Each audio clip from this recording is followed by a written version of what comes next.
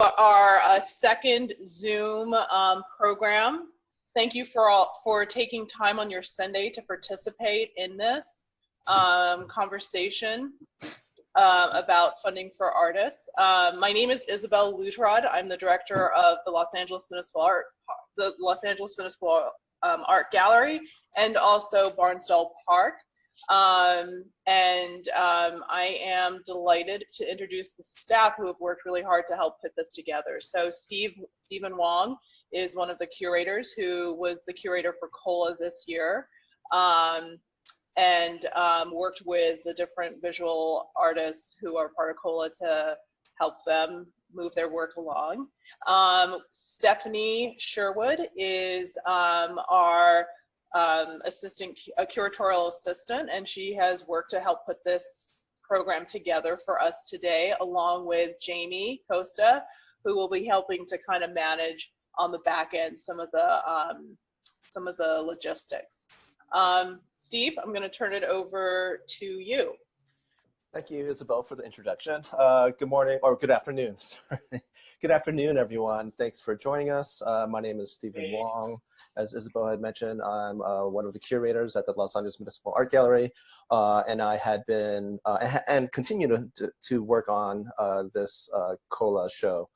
I'm really happy to have this ensemble of guests who will be speaking. I just wanted to greet everyone and say hello. And I want to introduce Anji Gaspar-Milanovic, Director of Grants and Professional Development for the Los Angeles County Department of Arts and Culture.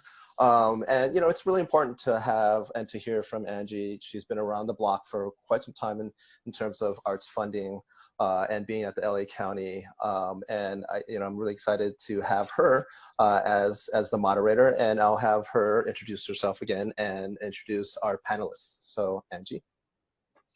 Thank you so much, Stephen. I'm really excited to be here today, and I just want to say a big thank you to the City of Los Angeles for putting together this panel, and for all of you and all of the work that it involves to get a group of artists together to talk about arts funding and their work and what they see happening in the future. I'm also really delighted to be here with all of you today and to be in conversation.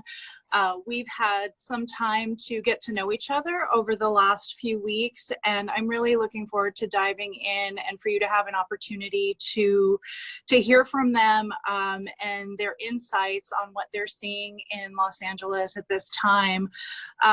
This is an unprecedented moment, as we all know. It's a historical moment in Los Angeles, around the country, around the globe.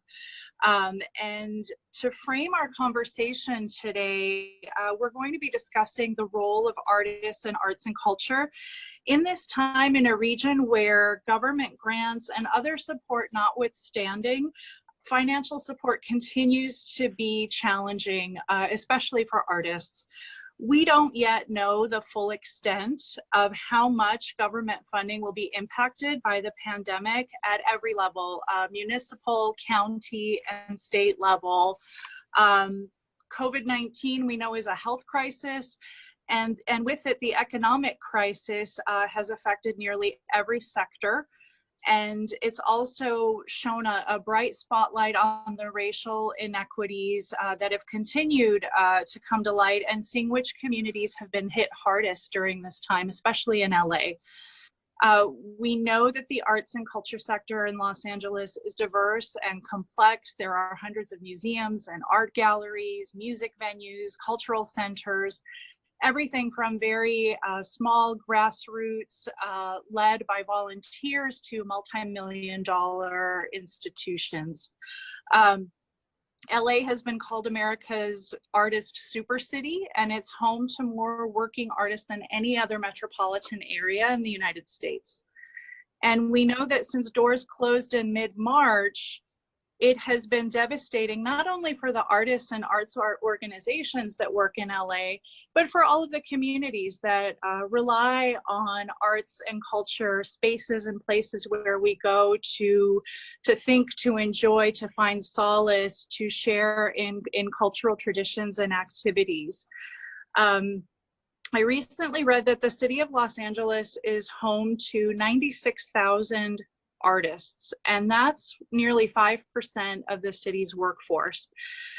So today's conversation about how artists are navigating this financial landscape and economic crisis is even more urgent as we also discuss what they're seeing from their unique vantage points, as well as an eye towards the future. With us today, we have Alison O'Daniel. She is a visual artist and filmmaker working across sound, narrative, sculpture, installation, and performance. Her work has been shown in the US and internationally at the Hammer in Los Angeles, as well as at Centro in Madrid, Spain. We also have Vincent Ramos, who received an MFA from the California Institute of the Arts and a bachelor from Otis College. His work has been included at venues across Los Angeles County that include the Hammer, LAX Art, and 18th Street Art Center. He's received a California Community Foundation fellowship, and his work is included in the permanent collection of the Hammer. And to get us started, I'd like to introduce artist Tatiana Vahan. In 2019, she founded the Los Angeles Artist Census, a socially engaged research project that's collected data on LA County-based visual artists to assess need versus resources available. Her work explores how economic and cultural values are created and how these processes create systems of power and hierarchy, and how this impacts our bodies as well as our individual and collective consciousness. Tatiana, if you could start us off and please tell us about this work. Yeah, well, first of all, thank you for inviting me as a non-COLA artist into this discussion. So I have been working on this art project called the Los Angeles Artist Census, which is also a research project that gathers information on the quality of life of artists living in LA County. And the reason why I started the project is because this information didn't exist anywhere. And this type of data helps funders and policymakers know what the situation is. Like if there's particular resources that artists need, if there's specific groups in our community who don't have access to these resources, and thinking through like how can we remove barriers to access. And it was inspired by the US Census, which gathers data on people obviously in the US. And that information is used to determine how federal and state funds are distributed throughout the county. So in the spring, we gathered this data through an online survey that was circulated throughout LA's visual artist communities. And what makes the project very different from other research projects is that I'm an artist, and I've organized it so that other artists could be involved in all phases of the research process, so that we could have a multiplicity of perspectives, creating the questionnaire, promoting the survey in various visual artist communities in LA, and then eventually a multiplicity of perspectives analyzing the data. So last year, a group of artists helped write the survey, and more artists were invited to pilot test and edit the survey. Alison was one of the pilot testers. So artists in this instance, rather than being the passive subjects of the research, are actually the active agents of it. And then because of that, we're also able to address issues that are typically like unknown or misunderstood or misinterpreted by organizations that typically conduct this type of research. And then I'll just add one of the reasons why this information has never existed before in Los Angeles or elsewhere is because it's really difficult and problematic to collect this kind of information. We're having to measure and quantify things that are not really measurable or quantifiable, like artists and like art. Social science data research generally is complicated, and you could say problematic, because the objective is to quantify and measure people and quality of life. The last thing I'll say, and then I'm going to just read some of the statistics that we gathered, is to give you like an idea of the breadth of information that we collected. Well, first of all, this was for LA County visual artists, and we were specific about visual artists because our economy is very different from the economy of musicians or of actors or what have you. And there were a total of 114 questions that were created. Nobody answered all of those. Some of them were depending on how you might have answered another question. And then the questions covered issues of housing, of healthcare, of employment, of income, and of debt. And so the survey circulated for 2 months prior to the pandemic, and we received over 2,000 responses. So with that, I'll say the statistics we gathered, and again, this is before the pandemic, 51% of our respondents were looking for work. So half of the artists before the pandemic were looking for work. 79% of those who were looking for work were doing so for better job security, better employment conditions, or for income needs. Half of the employed respondents had no employment benefits, 61% had no paid sick days, and 77% of employed respondents had no paid time off.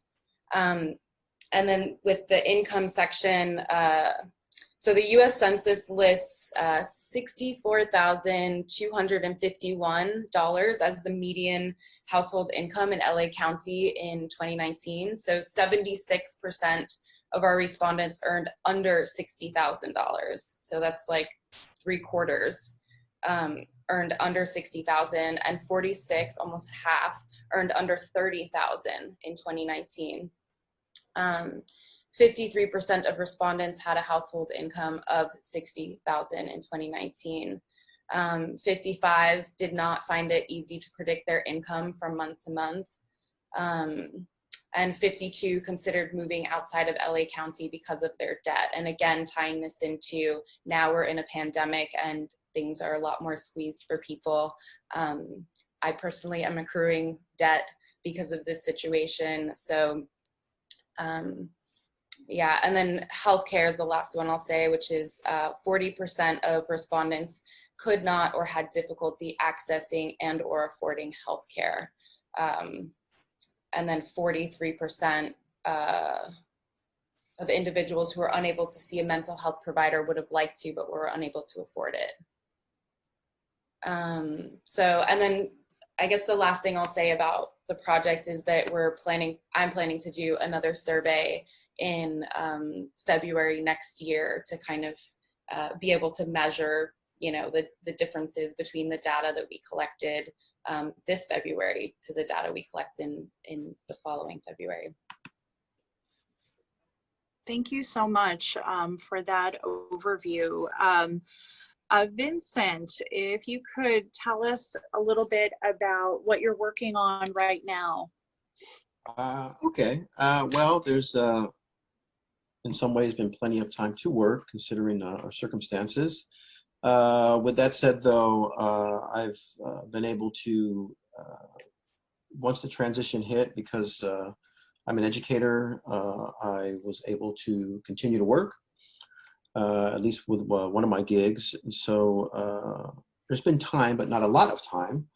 And for me, summer has just started because of my job. Prior to this, and this goes back to kind of the COLA grant and the exhibition that we were planning and everything up until a few months ago, we were on the tarmac, so to speak, and then we got sidetracked big time. I was working on a project that dealt with the immigration issue, and I was in dialogue with Steve, and we were doing studio visits and everything else.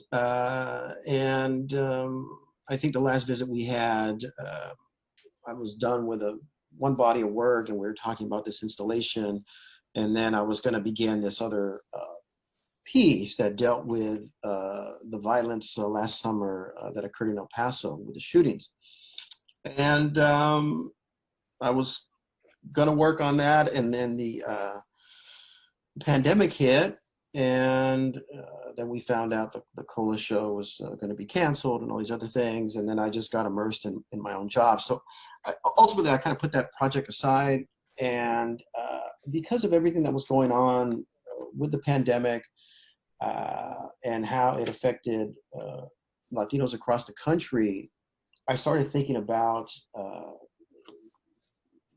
the Latino Chicano experience as it related to science fiction and this moment that we were living in, and how it kind of mimicked in some strange ways a lot of the, you know, the films and all the kind of stuff that I was interested in relationship to science fiction and fantasy and all these things. So I was working on that and still continuing to do some research on that project or whatever it is at this point.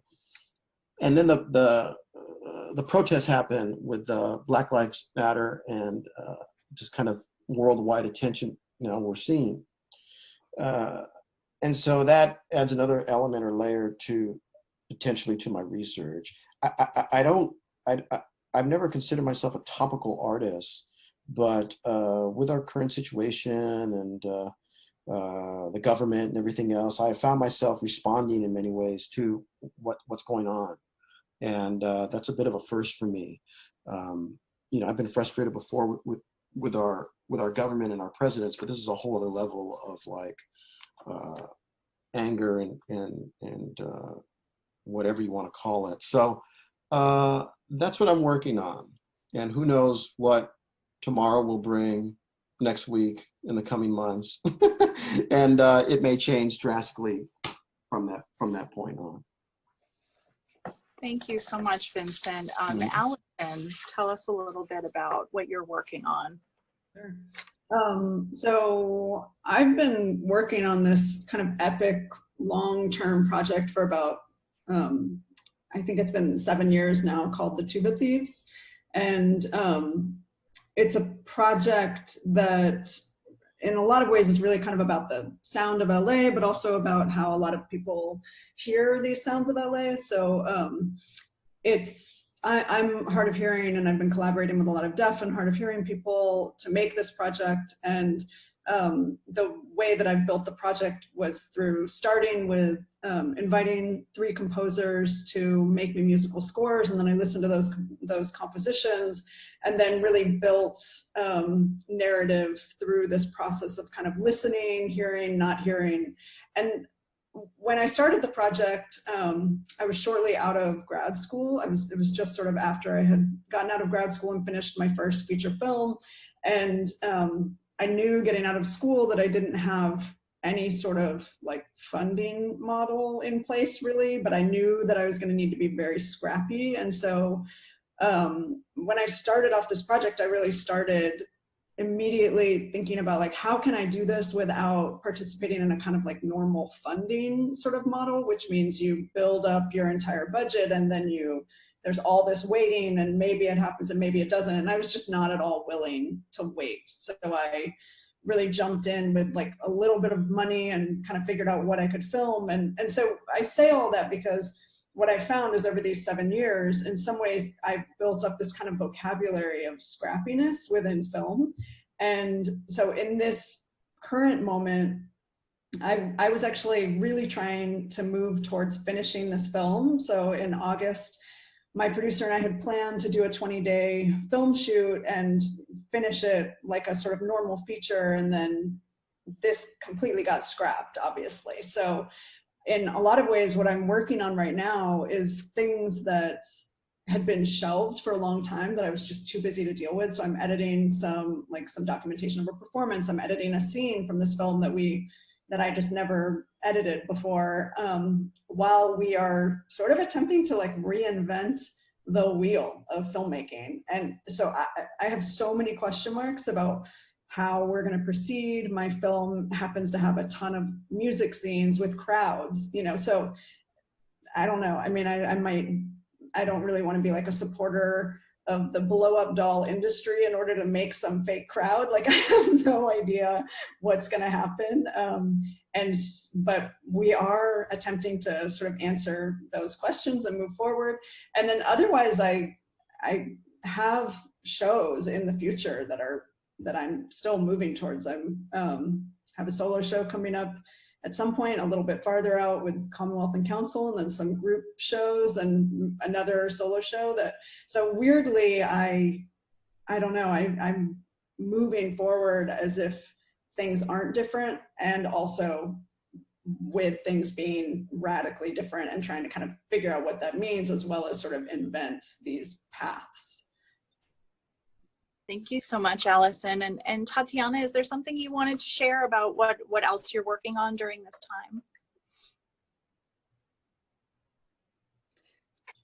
You're muted. Hey, still figuring out technology. Oh my God. Well, the census is already like a almost inhumane amount of work for me to be working on, but you know, it has its own legs, and so it's going in, you know, directions, and it's going in its own directions, and I'm trying to keep up with it and follow it. But I guess like a larger, you know, prospect for the project is to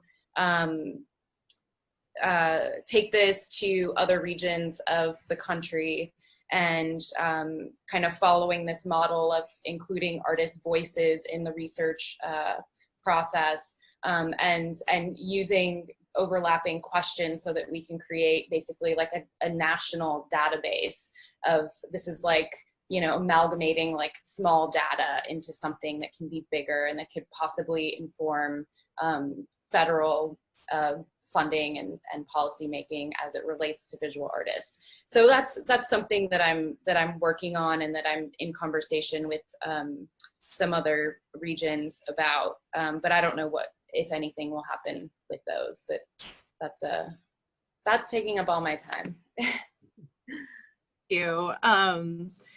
In terms of how you all navigate available funding to do your work, I know you've all taken different paths, and from scrappiness to enterprising. And so it would be really beneficial, I think, to all of us to hear about, how do you navigate this landscape to get funding to do your work? Who'd like to start us off?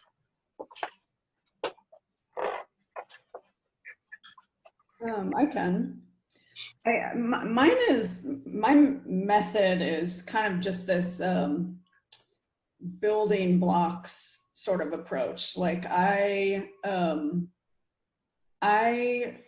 teach, and teaching is what supports what pays my rent and gives me food and pays my bills and stuff like that. And then arts funding that for me comes from grants, and then any sort of honorariums or fees for participating in a show or giving a lecture, and then budgets from galleries or nonprofits that are specifically production budgets. They kind of all combine, and that's how I make the work, really. I'm new also to this model of film financing, where I'm sort of working with independent financiers, but even that model still comes through granting organizations. So like Creative Capital is one where I received money through getting that grant, but then also they connect you with people who they think might be aligned with your project. And then because I was in Made in LA, somebody from Sundance saw my installation there and then reached out and then sort of like roped me into this like whole new world that's very new to me through meeting sort of like people who want to invest in film projects, although that model has really radically been impacted by COVID-19, because a lot of people who were independent financiers are now supporting things that just seem, much more kind of urgent.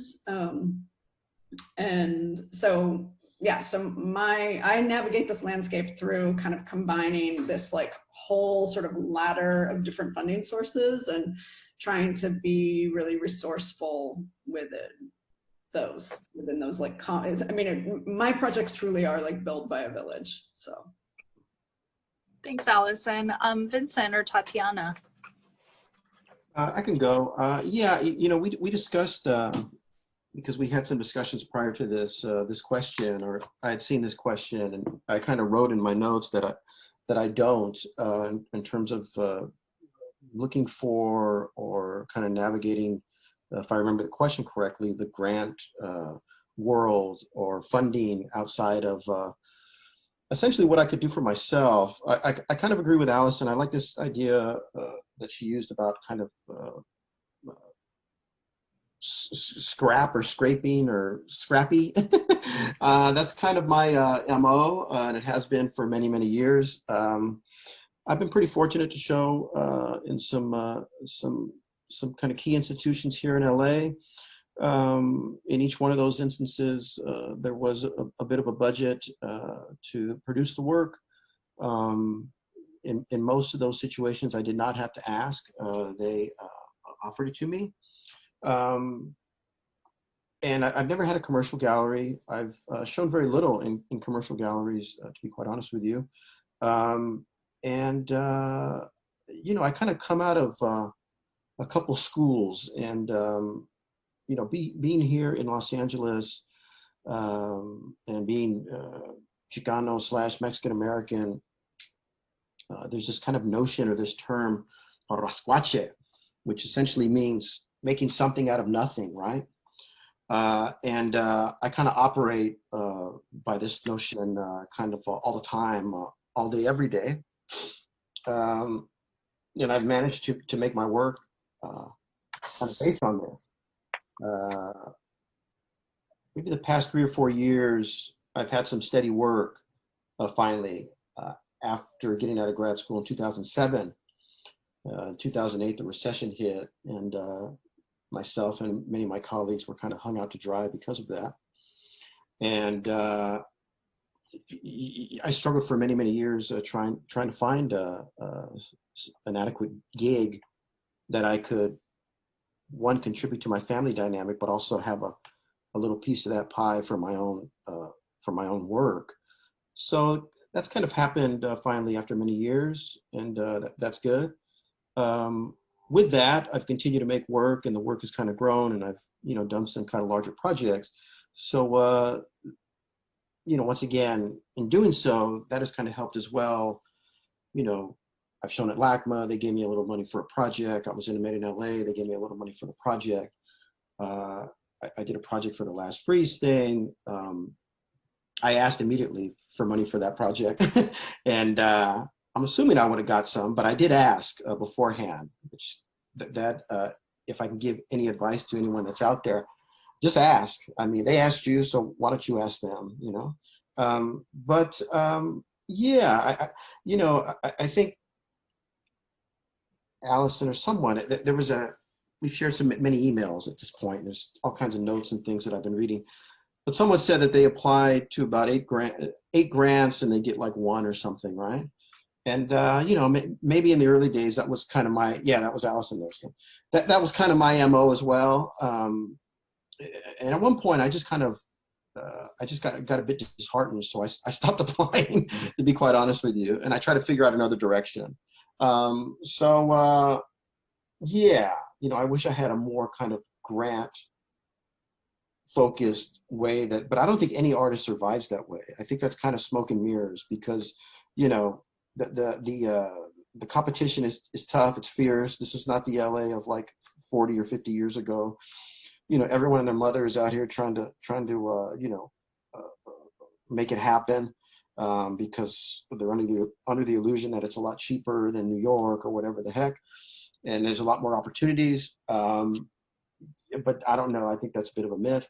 But I think you just kind of have to figure out a way to do it, and really be honest with yourself, and see what you can and cannot do, and build very slowly.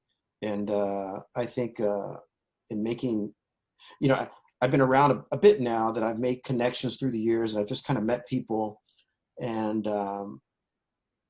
you know, you never know. Every once in a while, there could be a panel or something with a grant, and you know, someone in that panel knows you, and that's always beneficial, because they could speak of your work in a way outside of the application. And the application is always not perfect. It's always like, you know, it is what it is.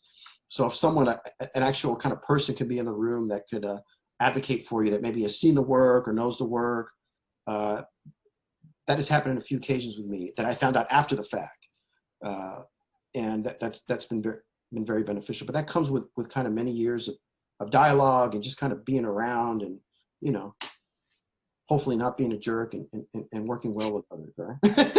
Let's hope. Huh? So that's it. I think that's my advice. That was a tough question, actually. So it took me a while to understand that for myself. Thanks, Vincent. Right. Tatiana, you know, we've talked about scrappiness and the philosophy of rascuachismo. How are you navigating this? How do you find funding to do your work? I'm gonna jump on the scrappy boat. I think I know that it seems like there's a number of people that think the census is an organization, but it's not. It's just me and my little 320 square foot apartment that I've been in for 9 years. And I counted, because in preparation for this, I've applied for 9 grants specifically for the census. They're really time consuming. They're actually really emotionally draining for me, because I'm not that type of writer. So I have a lot of, I think, confidence issues that I struggle with that, but I've applied for them anyway, and I'm with Vincent in that I think I've finally come to the point where I'm giving it a rest, because it's discouraging. It takes energy away from doing the work that I actually want to do. And I don't know. So the census is actually mostly powered by artists who have offered their skills, graphic design, web design. I feel very lucky about that. But at the same time, I also feel conflicted by it, because in a way I'm, you know, perpetuating this, you know, like underpayment of artists, although it's a little different with this project. But yeah, I don't know what else to say, except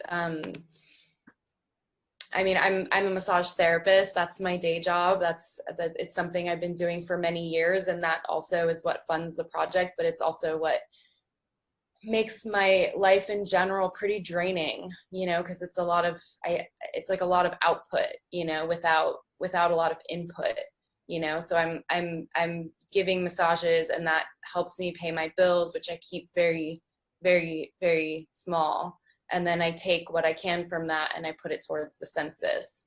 So I'm funding the census mostly. At the beginning, I did have a couple donations to the project that amounted to, you know, I mean, just for the sake of transparency, because I feel like people don't talk about this stuff, but I think it was like about $1,800. And that went to, that covered partially like a data analyst and the survey software for the project. But yeah, I actually think like maybe something like crowdfunding is, like, if I spent the amount of time that I spent grant writing on crowdfunding, I would have more money, I think. And I don't really know what the solution is, except that I think that there should be more money, more funding available to Los Angeles-based artists, for it being called, you know, like what is it, America's Super City? Super.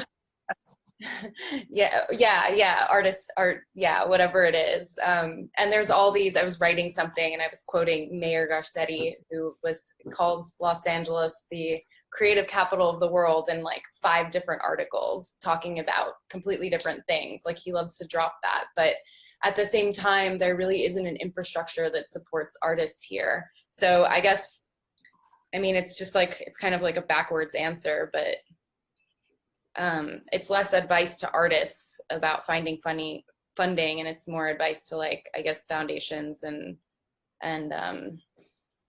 you know, government agencies to provide more money. Thank you. I think, you know, I've worked at LA County, the Department of Arts and Culture, which was formerly the Arts Commission. It's going on 13 years now. And our flagship program, the Organizational Grant Program, funds nonprofit arts organizations. And so through that, yes, artists are supported indirectly through the structure of a nonprofit, but we don't have a separate fund for artists. Through our civic art program, there are commissions, there's a process for that for public artists, but that's still only one segment of the artist population. And even within the county of LA, with 88 cities, there's only 8 municipalities that actually have any kind of funding program at all. You know, City of LA, of course, Pasadena, Culver City, West Hollywood, Santa Monica, Long Beach, and Santa Clarita. But for the other cities, it's kind of buried in Parks and Rec, or it may be, you know, the teaching artist who's giving classes at a rec center, that sort of thing. And so there's also, as a region, we need to strengthen giving capacity to both arts organizations and artists. And one of the things that I was excited about with this panel is that, you know, my background is in a, you know, it's usually a year-long application process. From application to finding out about funding takes about a year. And Tatiana, you founded the Bar Fund, which is actually the other side of how funding can look. If you can tell us a little bit about the Bar Fund and this artist-initiated funding, how did that process go? This is the interpreter, Tatiana. Do you mind holding just 1 second while the interpreter switch? Thank you. Thank you. All right, thank you. Okay.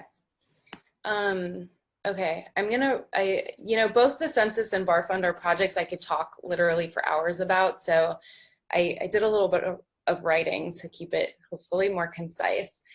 So Bar Fund is another socially engaged art project that I started a few years ago in 2017. And it was a grassroots, again, like the census, artist-driven grant building project that was created to address the lack of funding for visual artists in LA. And like I was saying, like the census, artists were invited to be a part of the fundraising and grant gifting processes. So both the census and Bar Fund are using horizontal organizing models that puts artists in a position of power. And it's meant to create this bottom-up dynamic in the art world that I'd like to see more of, especially now. And then for those who aren't familiar with Bar Fund, the fundraising process involved artists, it was for visual artists. Any visual artist that was interested in the project could participate in it. And basically, anytime there were art openings or events with spaces that I created relationships with, participating artists could bartend at their opening or event, and we would take the tip money that was collected at the event and we would pool it together. So over many events, we would pool together the tip money, and that is what created the grant. And we did it for 2 years, and we had 2 different open applications for it. So there was 2 grant rounds. We gave out in 2 years over $17,000 that was collected in tips. The grant was distributed, most people don't know except the recipients and the gifters. It was given in the tip money that was collected. So it's you know, I mean, I was laying out thousands of dollars of single dollar bills, and that's the grant. And that's sort of meant to be this kind of poetic, or like maybe like this embodiment of the labor involved, and also money just generally tends to be this kind of abstract entity. So it was meant to kind of materialize that. So that 17,000 was distributed to 15 artists in 2 years through an open application process. And the mission of the project was to increase funding for artists in LA, which I've been saying has been needed. It was to bring attention to the need for more funding, so kind of like an ice bucket challenge. We had, bars with our little sign, and people became familiar with it over that period of time. And then the most important part of the mission was to put artists in a position where they could choose who and what they wanted to fund. And this is something, actually, I was talking with someone named Evan Kleekamp, who I think is in this somewhere, who is hosting this grant writing workshop that I'm really excited about at CCI, that is called How to Communicate in White People. And he's basically like deconstructing like how the grant gifting process goes, but it's also literally like a workshop for how to write a grant, while also understanding like what's going on with that, which I don't feel comfortable speaking to because it's his thing, it's not mine. But part of what we were talking about, or maybe what I was reading of something he sent me, was oh my gosh, I'm losing my thoughts. Is like part of what shapes, like funding is a big part of shaping the art world, of like who gets shown, like it's a part of visibility for artists. It's a part of like what gets chosen as being like worthy of being like upheld, of being historicized, and I don't know, I think it's really important for artists to be a part of that process. For some reason in the art world and in the art ecosystem, like I think because artists just aren't organized, like we don't have a platform, so we're just kind of this sea of individuals without any kind of glue. We get whatever trickles down to us, and we don't have a seat at the table. I think I'm on a really big tangent right now from this question, I'm sorry.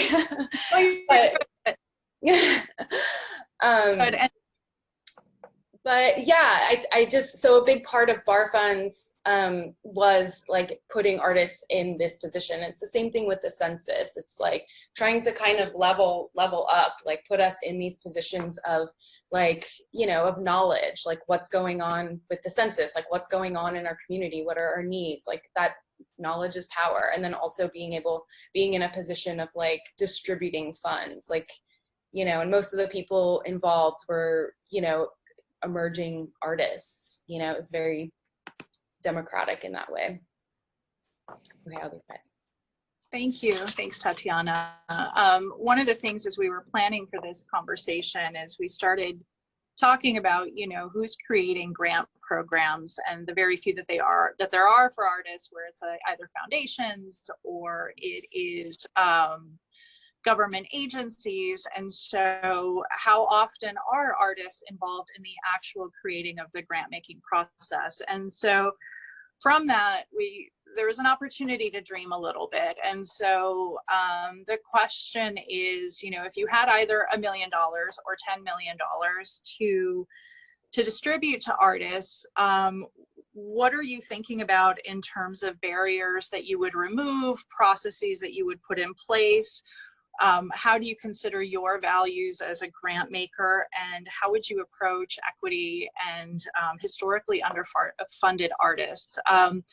So it's an open question, and because so many of the opportunities, it's almost like winning the lottery. If it's 1 out of 10,000 applicants that will get something, or even fewer percentage. So Alison or Vincent, would you like to discuss? Also, I think what was brought to light was some of the more thoughtful processes that you saw in some of the grant applications. So curious to hear your thoughts, Vincent or Alison. Alison, why don't you take this?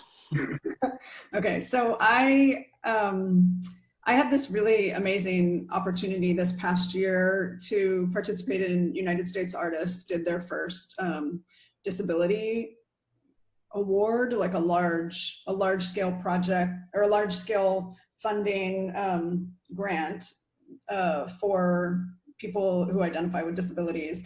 And before they did this, so similar to United States Artists, that grant, it was also nomination. But before that nomination process happened, they did a survey with tons of artists across the United States who identify as having a disability, and just asked us all these questions like, what has your experience been like working with organizations, with curators, with applying for grants? You know, it was a very thorough, comprehensive questionnaire. And it was a pretty amazing process, because then shortly after, I was nominated for it and got to do the application. So I saw the exact, I've had 2 experiences like this year where I've seen the result of having given feedback. So this kind of valuing of my actual lived experience and my community's lived experience was embedded into the actual process of applying for the grant. And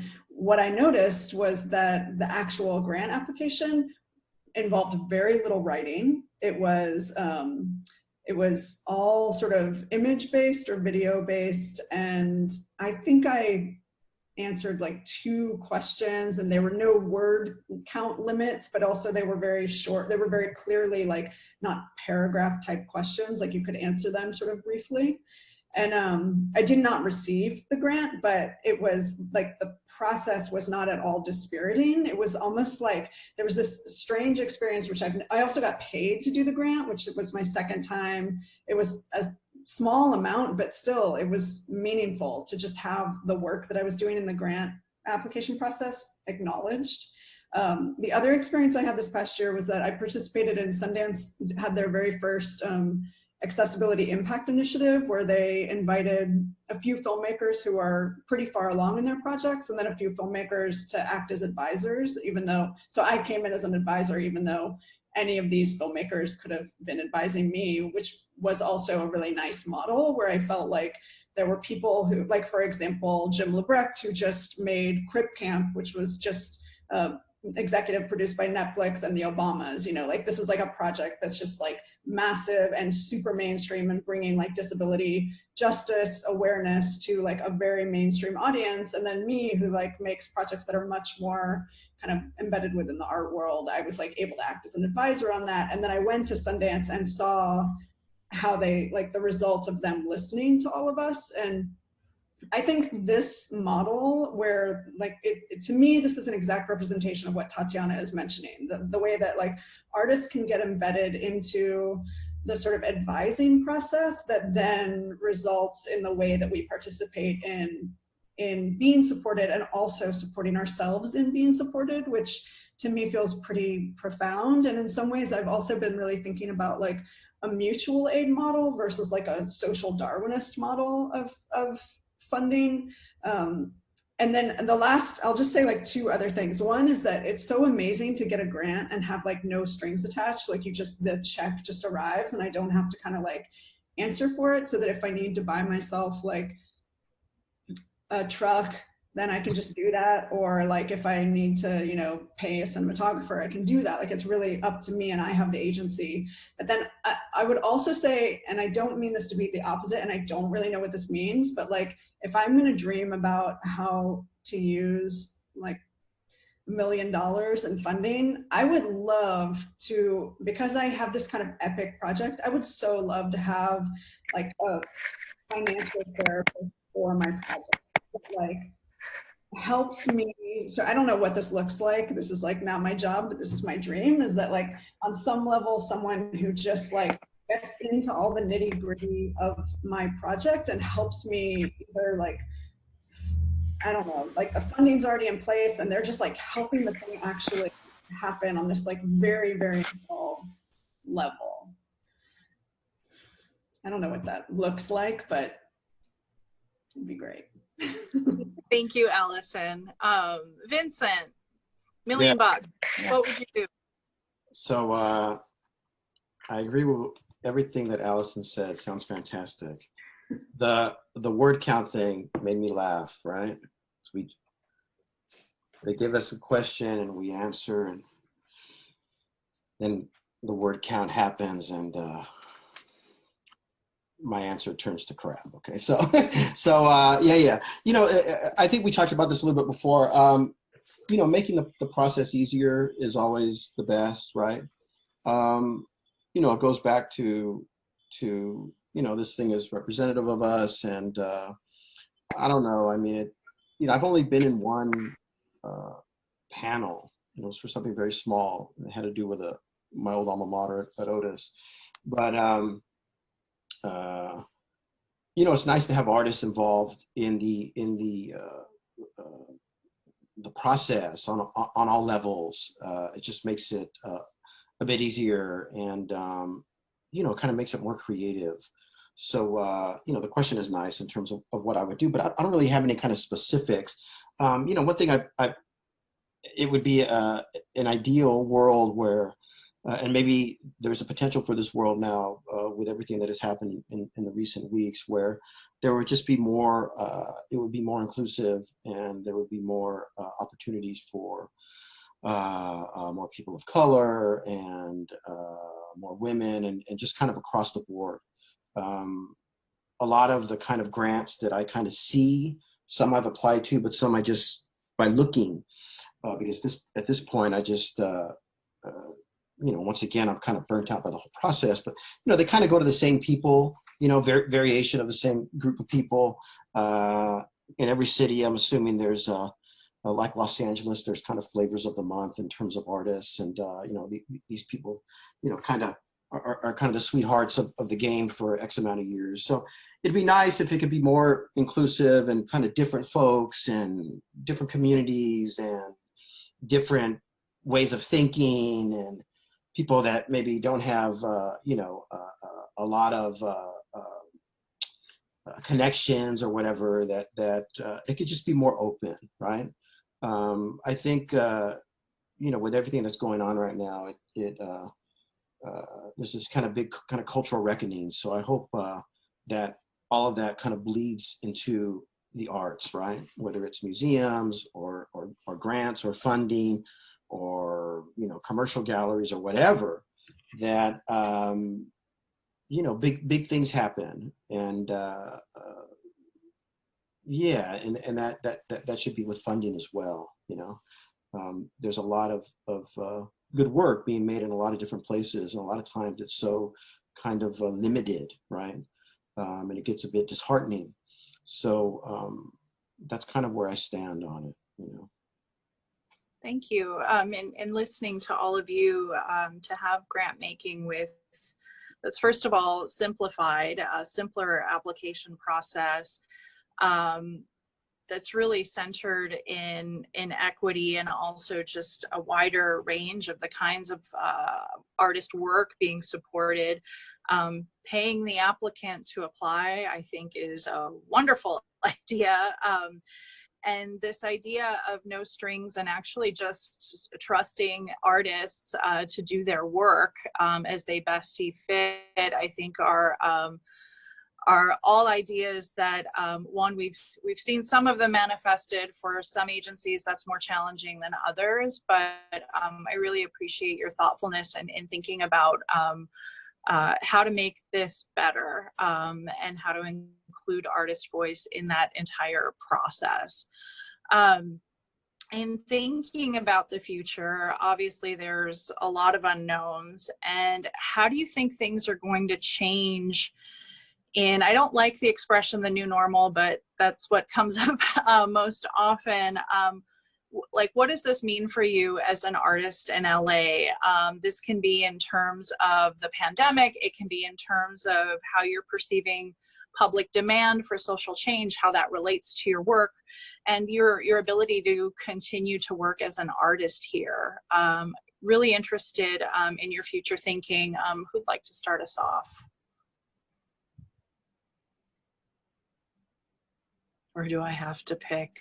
I mean, I just had this really interesting experience, or I'm in a really interesting experience of, I left LA in August. So, I'm in the Bay Area right now because I got a tenure track teaching job. And so I've had a really interesting year of kind of like switching sides in a way of I mean, my 13 years living in LA prior to coming up here, I really am the stereotype of so many artist experiences. I had like a live workspace where the owner sold my building to like these terrible developers, and we all got kicked out, and we tried to fight this eviction, and it was like a nightmare, and it was a nightmare that went on for like 2 years. It was just a really bad experience and really indicative. Like, I'm constantly still having people contact me that are like going through these kinds of situations of getting kicked out of their buildings as LA becomes increasingly unaffordable. And I mean, ironically, I came to San Francisco, which is like, you know, it's the aftermath of what already happened. Like, everybody who was up here left and went down there, which possibly has risen the rents, you know, and now I have this tenure track job, and I have no plan to leave LA. Like, I'm trying to figure out this kind of dual life. So I don't know what the future holds. I just know that one of the things I've been talking to other artists about with a kind of new intensity over the last few years is really about artist sustainability, and with this mindset that the system and the powers that be are just like so dead set about moving forward with this like intensely capitalist model, that the only thing that seems possible is that artists must, like, to go back to the scrappiness, that we must define these new models, that we must invent systems, that we must like try and find loopholes or like worm our way into like systems that already exist. I would love so much if we could reinvent the model.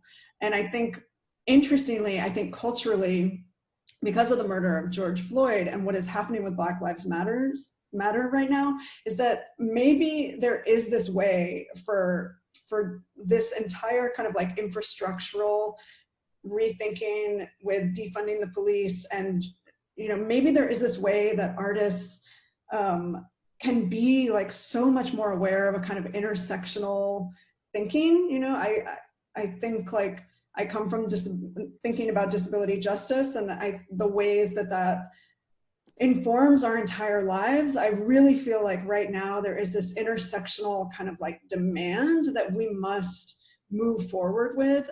I don't know exactly what that means. And I think this is a tricky thing that happens for artists, is that on one level, we are the thinkers who redefine culture, but also we want to be able to make our work, and we want to be able to have sustainable housing. We want to be able to have a studio. We want to be able to have funding to make our work. And so there's this, like, you know, we end up wearing so many hats or having like 10 full-time jobs because we're trying to figure this out. And so I don't know, I'm down to figure it out, but with help, but I'd love to just make my work too. And this is the interpreter. We're going to switch. Please give us just 1 second.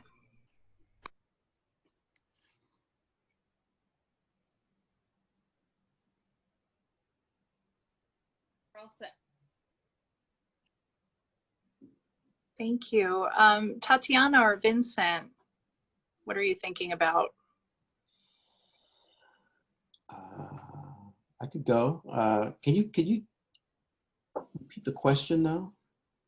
Sure. Thinking about the future and what you're seeing in terms of your future work here as an artist, responding to either pandemic or just this massive change and upheaval that's happening. Yeah, I'm pretty optimistic, I think, ultimately, and that's fairly new. You know, as we know, we've been kind of living through this kind of hell this past few years here in terms of the country and our government. And the events of the past few weeks have really shown that people are very frustrated. It's about a certain kind of collectivity. And these protests, whether it's in this form or others, is not going to go away anytime soon, which is a very good thing. You know, I think many of us the day after the election were pretty beat up and drained and like pretty freaked out, and we knew that it was going to be pretty bad, which it has been. But you know, and once again, and I alluded to this early on, things happen so quickly that you know, the past few weeks have shown that there's a good reason to be optimistic about things on many fronts. In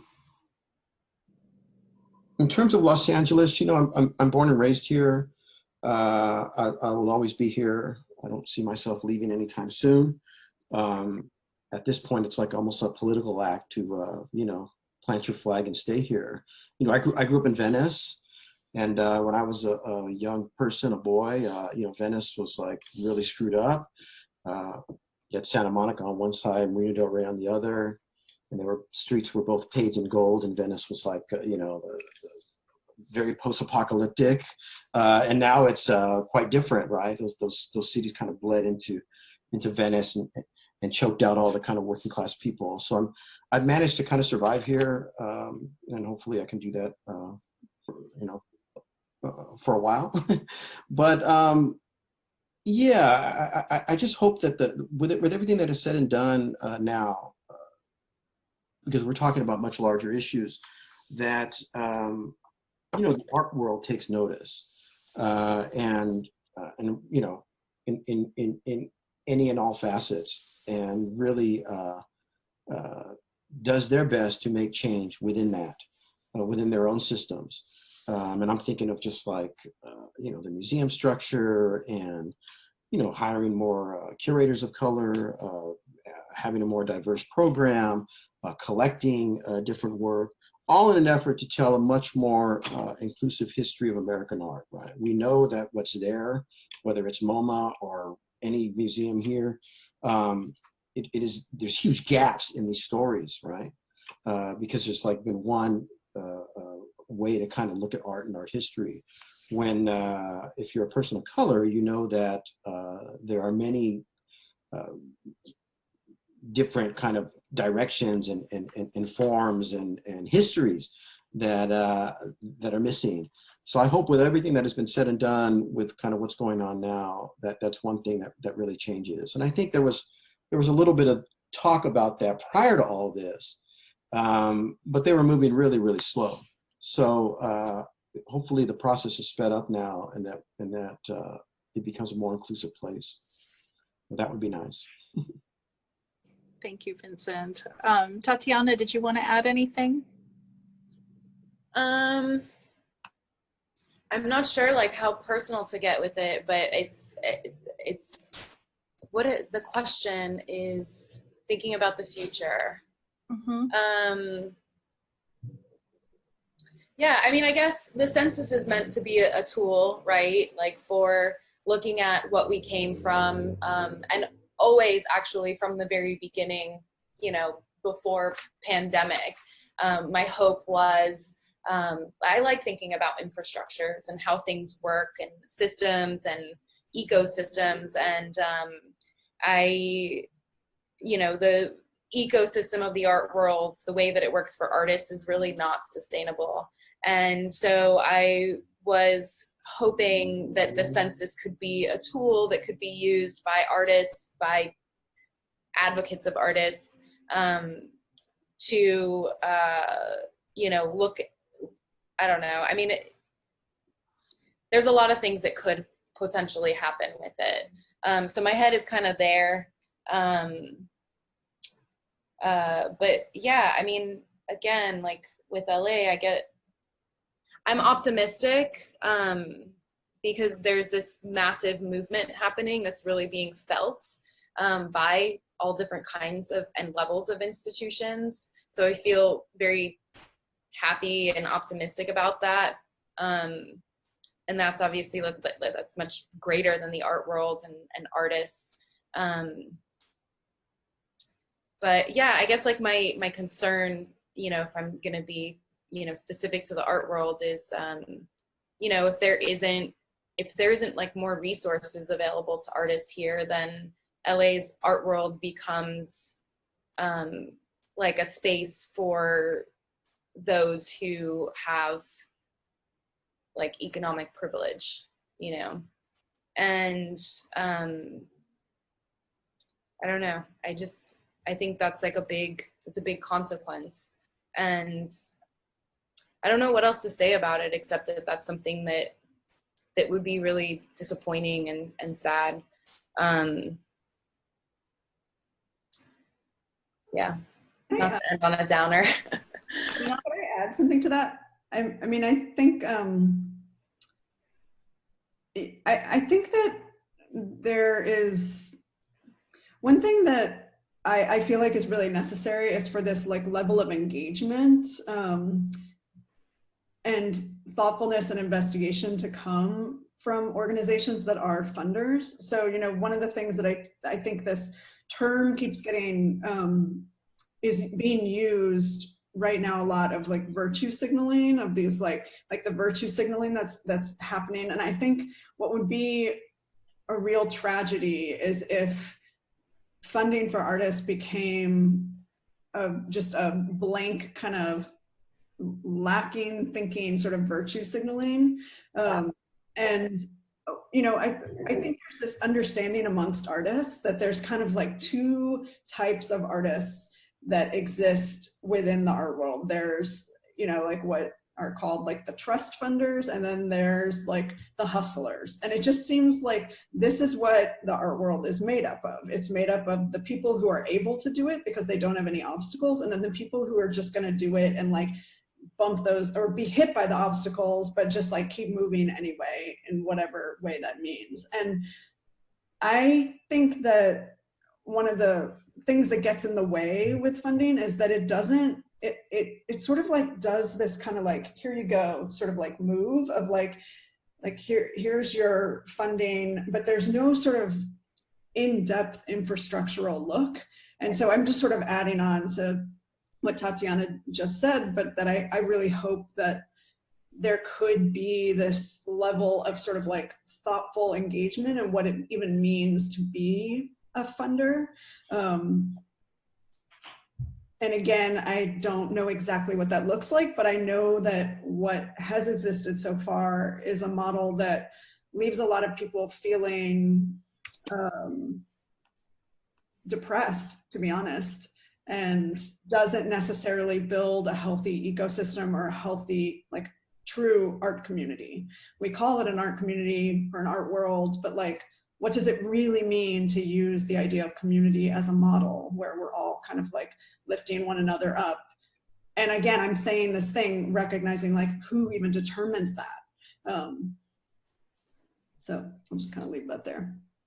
Thank you. I wanted to just touch on a few of the comments made in terms of, you know, in these last few weeks, one of the things that I've read about is like voter drives are increasing. The numbers, the number of voter registration that has increased during these past few weeks is really notable. And so in thinking about advocacy for arts funding, you know, from my perspective as a government arts funder, there's work that we do in the hopes that, you know, the Board of Supervisors, for example, will increase funding, but there's also the advocacy work on the other side, which is community, pushing for larger share of budget. And we're seeing that in terms of the people's budget with City of LA.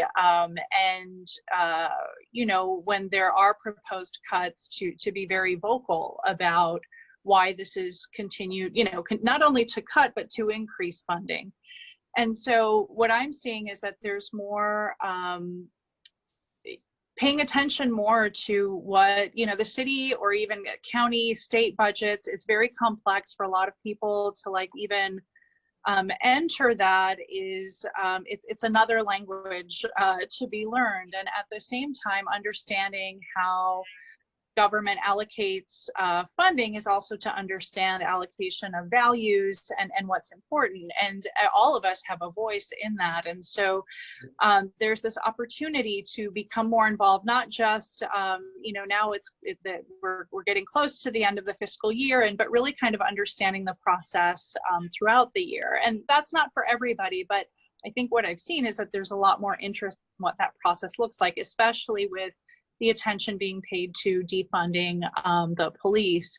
I also just wanted to surface, there was a question that came up about what do you mean paying people to apply? And I wanted to just, you know, you mentioned, Alison, that it was a, you know, a symbolic amount for the amount of time it took, almost an honorarium, to understanding, you know, it's not an hourly wage for how long it took you to apply to an application, but that but there is an understanding of that it is time and work. And I'll just say, in our process of grant review, reviewing grant proposals, is we have, over 100 panelists that read and review applications, and all are paid an honorarium. And for those of you out there that have never participated in a government panel, I'd encourage you to become panelists, to just review applications, make recommendations, see who your colleagues, in our case, it's arts organizations, but seeing what's out there, which projects are on the horizon, and having an understanding of that. Because the application process can feel very burdensome. It is in a lot of instances, but at the same time, you read 20 applications and patterns start to emerge. And I think for anyone that is looking to increase, the number of grants that they're applying for, to be on the side of discussing applications is super helpful. We're at about 2:15, and I know there have been some questions in the chat that we'd like to address, but I'd also like to give a moment to City of LA just to discuss the COLA program. If someone would like to just let us know about what's next with COLA, and just to share out that information. Thanks, Angie, for allowing me just a quick minute. And I think since we have so little time, I do want to say that that things are changing because of COVID. For at least for next year, we're hoping that funding will continue. And the funding, just historically, during the 2008 recession, the funding did continue, but it was a challenge for the department to continue that funding.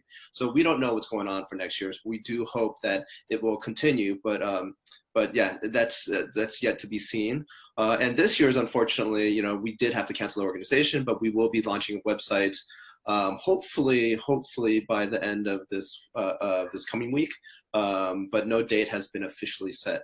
But if there's questions about COLA, about how to apply, you could always contact me. You could email me. My email is on the website, so please contact me. But just so everyone knows, too, I represent the gallery. I am part of DC. We are part of DCA, but we really focus on the exhibitions. So I'll try to answer all questions that come to me. But if there are any further questions, I might have to refer to our grants team that actually administers the grants. But I do hope that COLA continues, and if there's any questions. But I think there's some much deeper questions to address for the remaining time. So I'll pass it back to you. So thank you, Angie. Thank you. I know there were some questions about data sources, and I think Bronwyn, who is my colleague, the Director of Research and Evaluation, answered the question about the 96,000 artists, where that statistic comes from, and that it is from EA. I also just wanted to surface, in this time, there are a few additional funding sources that have emerged for artists and arts organizations, and there will be more in the works, but we can follow up with an email. We created a resource center on our website with links to grant opportunities, funding opportunities for artists and arts organizations, and I know that City of LA has as well. So along with some other resources, and if you're interested in more arts advocacy, Arts for LA's website. So as well as I know that CCI's upcoming session on grant writing is happening. So we're happy to follow up with all of that, all of those links in an email. But I would like to see some questions. There is... Can I comment about the 96,000 number? Mm-hmm. I just to point out that I think, and maybe Angie, but I imagine most likely that when they use the word artist, they're using it in like a broad way. It's not for anyone that's thinking it's visual artists. I think it's like it's musicians. It's so it's like a broader population of artists. And Tatiana, do you have published information yet, or is that still in the works in terms of the statistics and data you shared with us at the beginning? Yeah, thanks for asking. So we closed the survey at the beginning of the pandemic, and then I put out I called it a quick report. It's a fact sheet basically, and it's a one-page PDF that has statistics, some of which I cited at the beginning, but there's more than that. And you can find that on the project's website, which is losangelesartistcensus.com. There's a PDF there, but there will be a more in-depth report that'll get into, all kinds of stuff. And for we collected data about like adjunct teaching, about no fault evictions, about different types of employment situations, the different ways that artists make money. We have demographic information that we can combine with that. So if any artists that are listening want to have information that they want to know about, or if they want to be involved in the analysis process, I'm just starting to get into that, and we'll be putting out an in-depth report probably in the fall. Great, thank you. We also have a mailing list you can sign if you want to know when that comes out. Awesome, thank you. Other questions from the group, or is there information you'd like to share? Let's see.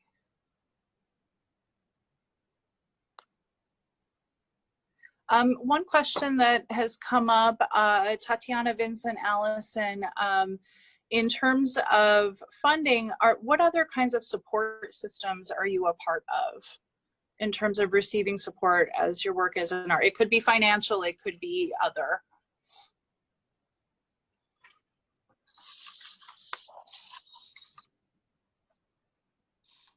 That we're directly a part of?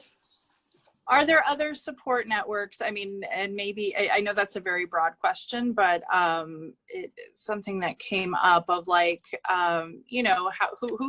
who's your immediate community, and who do you rely on? I don't know. I know that some of just in kind of through the years, like I said, I got out of graduate school in 2007, and anyone that gets out of school here, we just have to kind of find our way. And so I got a lot of small opportunities through some of the smaller institutions, and I would do it. Even actually, now I'm thinking about it, I would do like an artist educator thing at MoCA when they still had that, or I did a little thing with the what was then the Craft and Folk Art Museum. I think it's now called Craft Contemporary, 18th Street Art Center. So some of these smaller institutions beyond Baroque, and I still am, these places are very important to me. So I still, am open to working with them. And I'm actually, I think I'm going to do something at Beyond Baroque at some point, once all this stuff is cleared up, this moment that we're living in.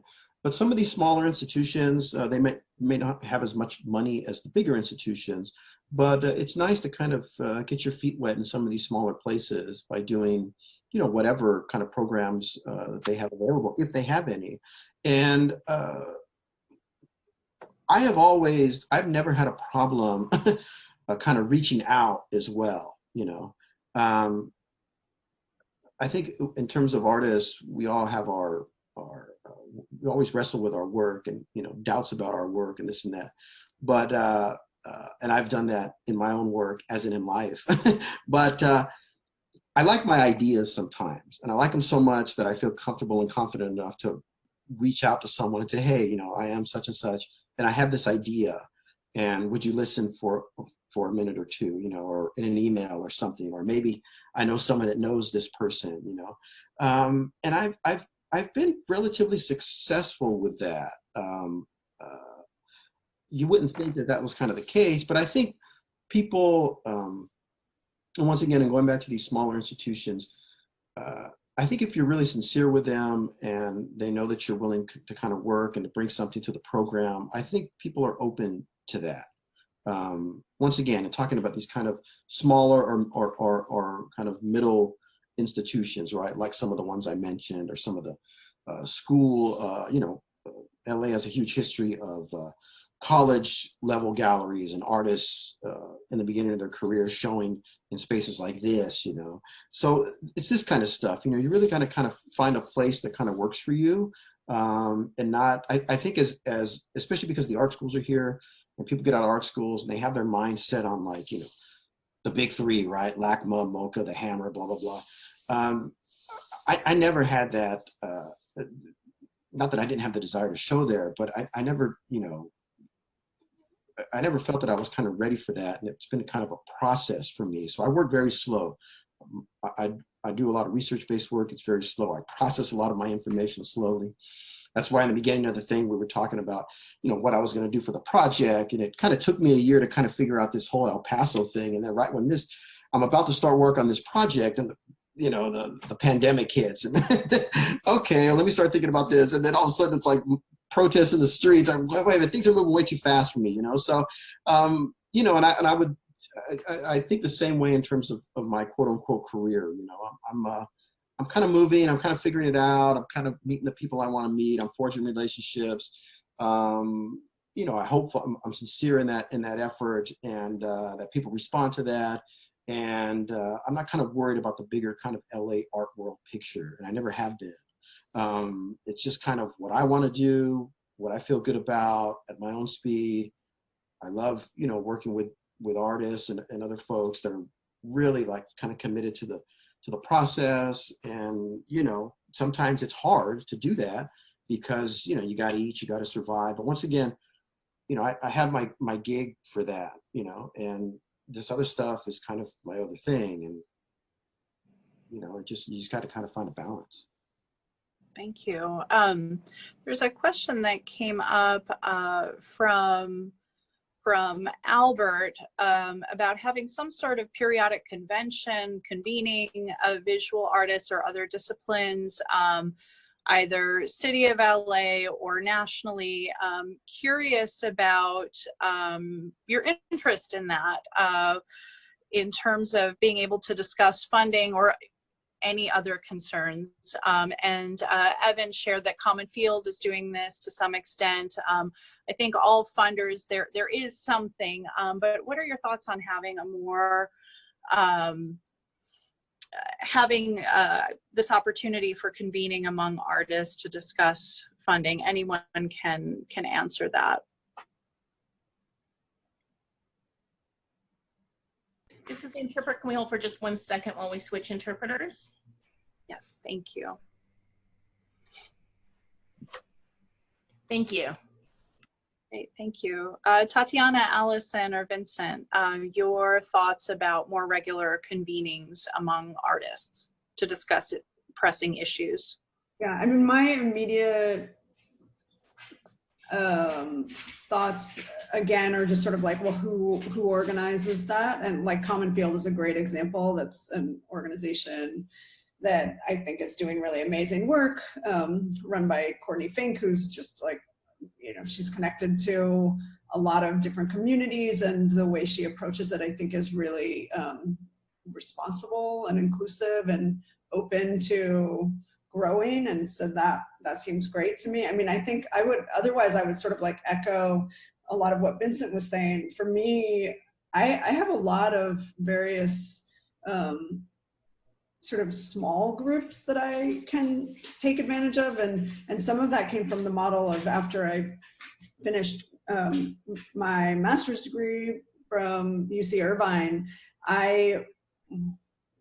me and a few other people, we started this female identified crit group. And out of that, some of the people who are in that are still some of my closest friends and people who I still go to when I need just really good, what I trust as really good feedback on my work and also on my life, and just people who I can ask for advice. And then I have groups that have been started through, like I have a group through Creative Capital that is like my cohort, a small group of my cohort. And then I participate in this other thing through New York Film Festival, where all of the sort of young filmmakers in that, we just kind of very organically made like a WhatsApp group, and that has become this like really great resource. And so I feel like I have like kind of a lot of these little, my dog is like falling off the couch behind me. I feel like I have all these like really great like small resource groups which serve like an intimate function that I feel like I need. And then like Vincent, I also believe so much in artists and what artists have to offer. And every time I leave this country, I'm more emboldened by that belief, because here I think we get really weighed down by this sort of oppression of the devaluing of arts and the way that that kind of like enters into our psyches, and we feel apologetic for even like dreaming and thinking about making the work that we make, because on some level we've swallowed some degree of like this not being important work. And every time I leave, I'm so emboldened by how important it is, and I realize how important my community is, and that we are like truly the people who I think are doing some of the best and most important and most valuable work. And so similarly, sometimes I've had experiences where I've seen a film by an independent filmmaker and I've just emailed them and developed some relationships through that. Or, you know, so I find I gain value from these larger sort of symposiums like Common Field, but also for me, the most value comes through having these groups of various artists that I can turn to, that I know are going through these sort of similar things and are generous people. So obviously this depends on the company you keep, but for me, the people who I am the most inspired by and grow the most and am able to reciprocate are people who are artists with a spirit of generosity. And I'm just kind of endlessly inspired by that and want to participate in that as well. Thank you so much, Alison. And we are at the 2:31 mark. So I just want to thank everybody for participating on this panel, sharing your insights and thoughts, and also a beautiful white dog there in the background. And thank you to everyone who tuned in today for this virtual panel. We will definitely follow up with some resources, and it's been just, as someone who's on the other side of paperwork and contracts, and it's always an absolute pleasure to talk to artists about what they're seeing, thinking, feeling, and the work that they're doing. And this question of accessing funding and financial support, it was crucial before the pandemic. It'll be crucial after, but particularly now when there are so many economic disadvantages. So thank you all for your time. And I'd just like to pass it back to Stephen with City of Los Angeles to close us out, or if there's anything else you'd like to add.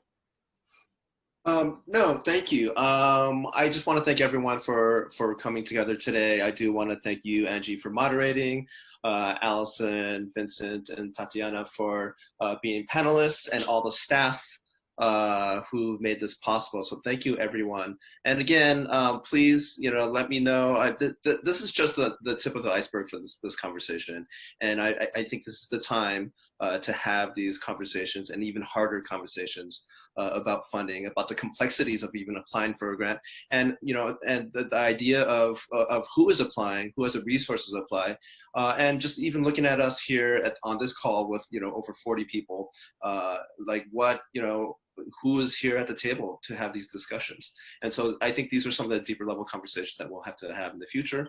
But thank you, everyone. This has been a great discussion, and I hope to continue this discussion in the future. So thank you. Also, thank you, Nicole and Hillary, for interpreting, and the other captionists and such.